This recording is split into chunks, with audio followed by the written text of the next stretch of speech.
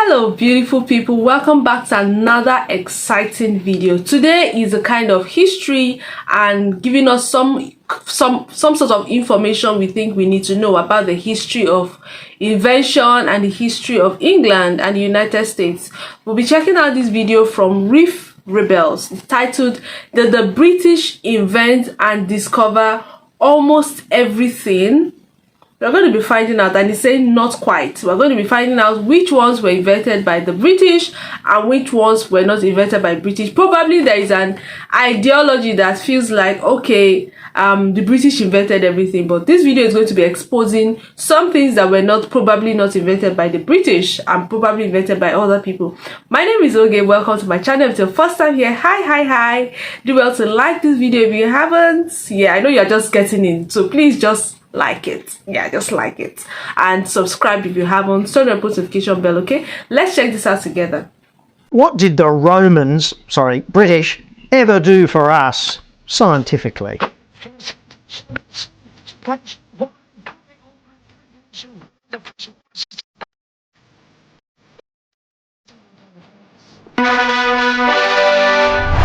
Nowadays, our education system regards the British as brutal colonists who enslaved populations, subjugated the world.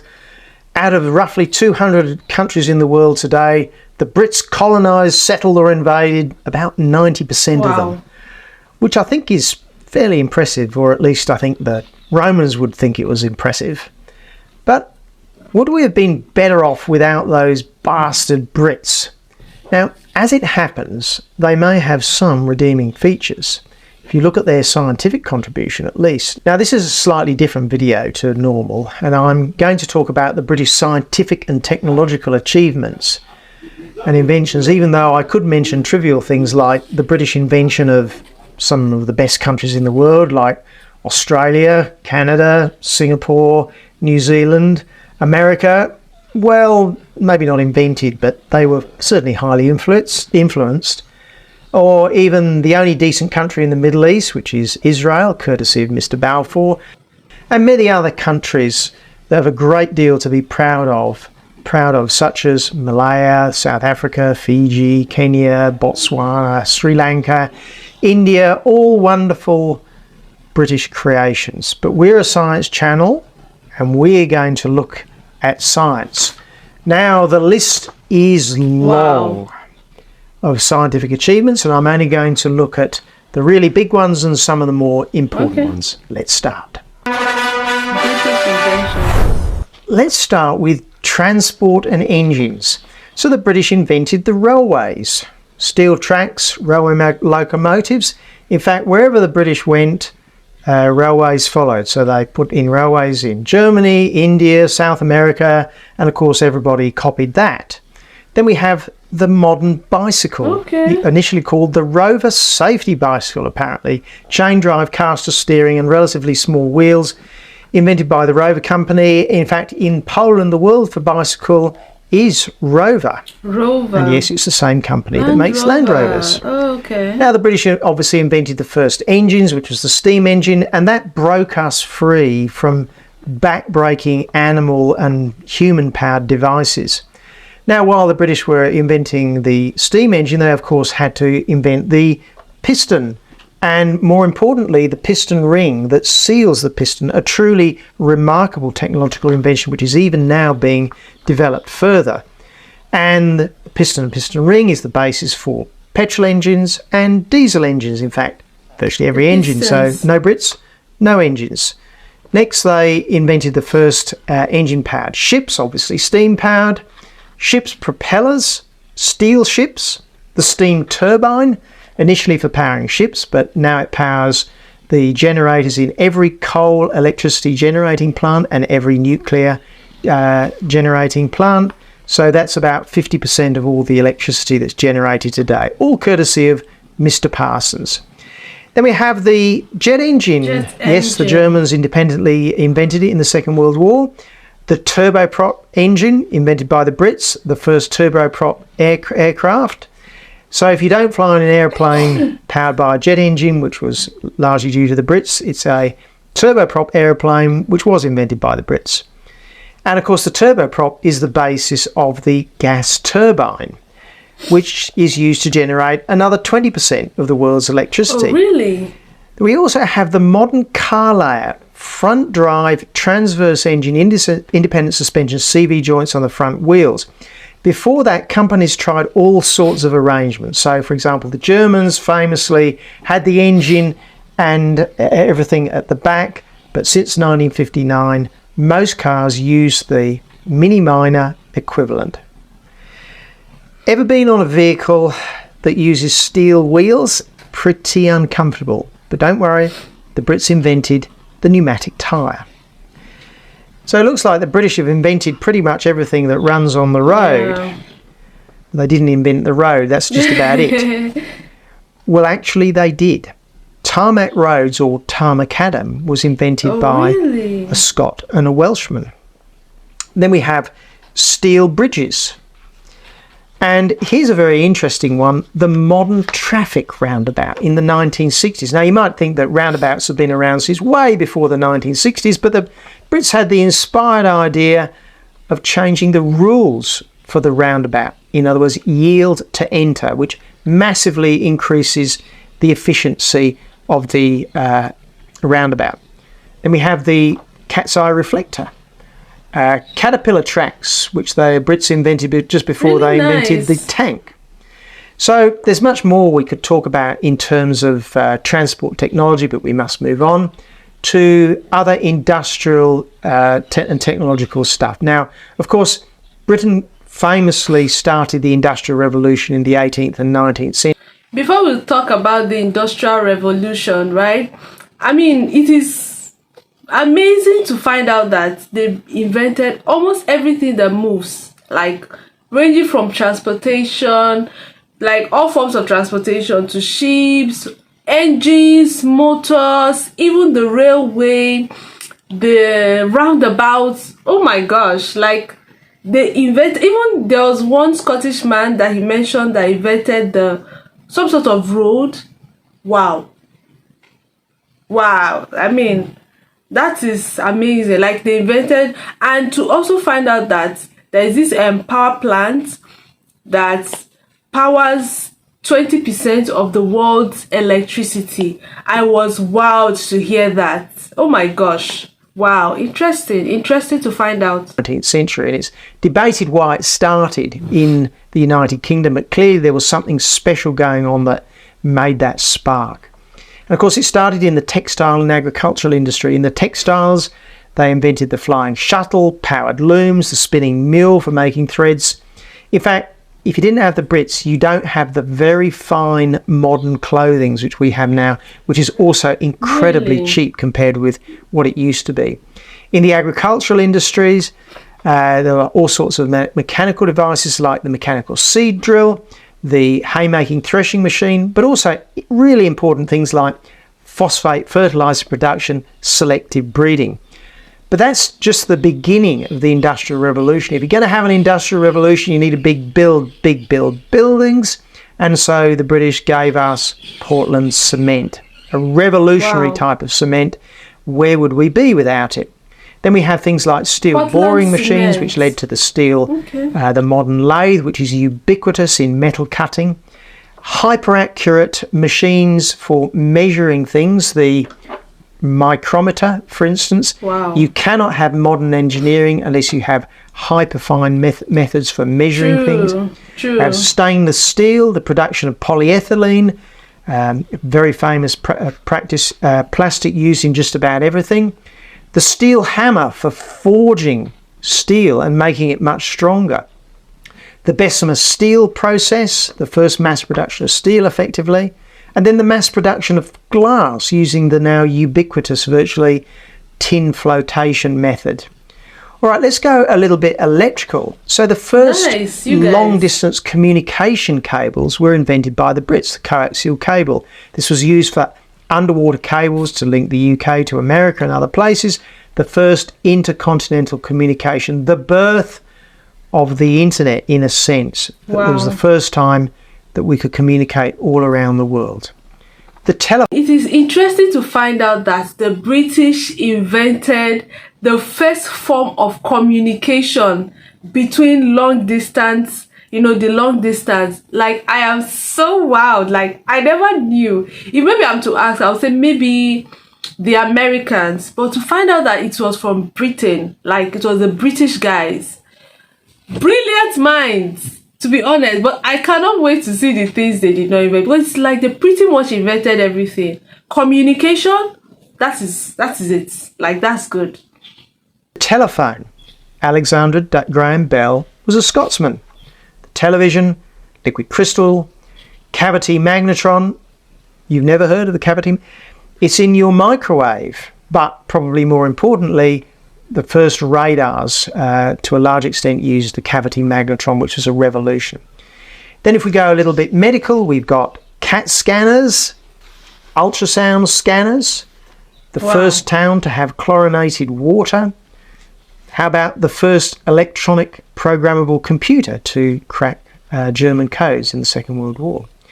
Accurate navigation using highly accurate clocks, the chronometers, and the first workable atomic clock. Then we have the World Wide Web, a gas stove, tin cans, and a really big one. I know you've been wondering where I get to this one. An alarm clock that makes tea.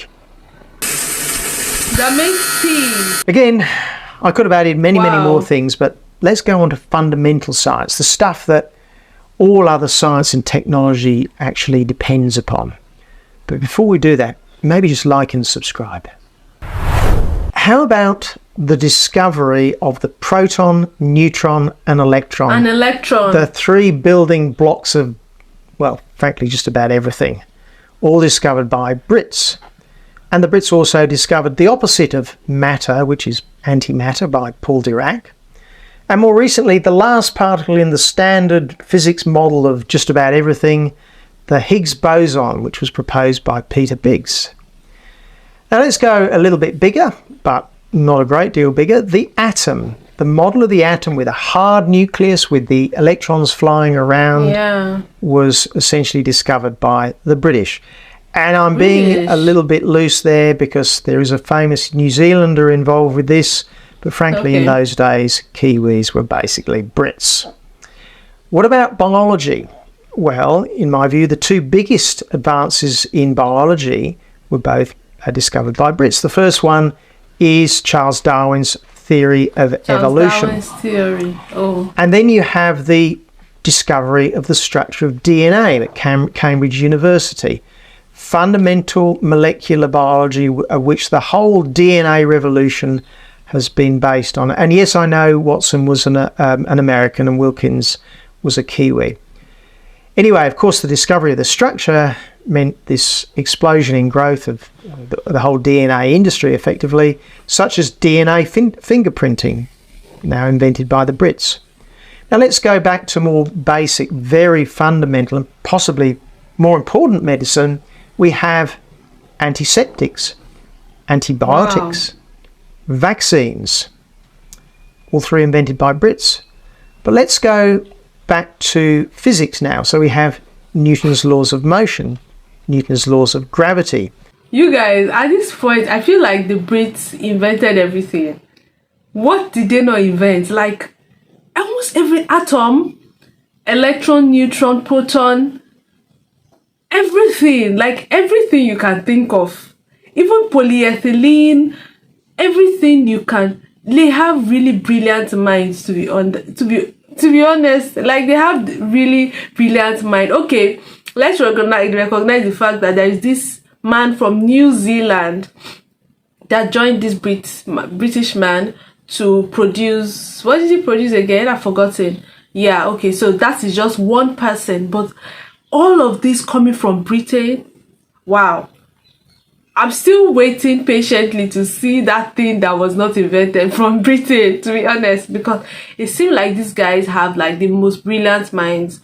Maybe not the most brilliant, but they have really brilliant minds there, to be honest. Yeah.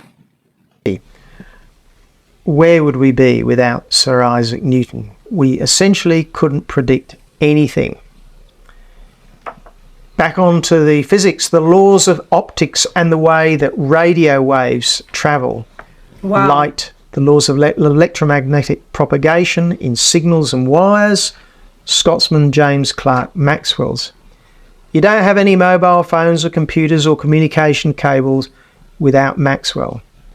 And then we have electromagnetic induction from Michael Faraday's. If you don't understand magnetic induction, there are no electric motors, there's no electric generators.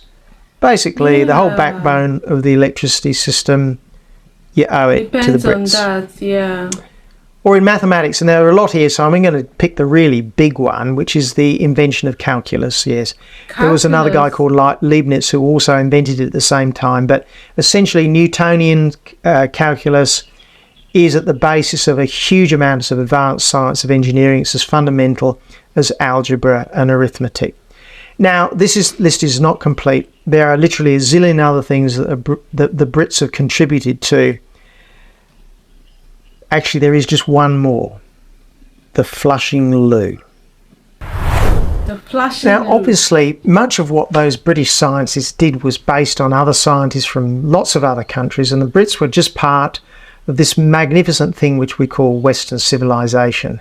Of course, there were French and there were Germans, and the scientific development and advancement then spread to the United States and now to the Far East. Okay. But the contribution of the Brits were utterly fundamental on so many levels. Now, without those advancements, our lives would be short, harsh, and frankly, just bloody horrible.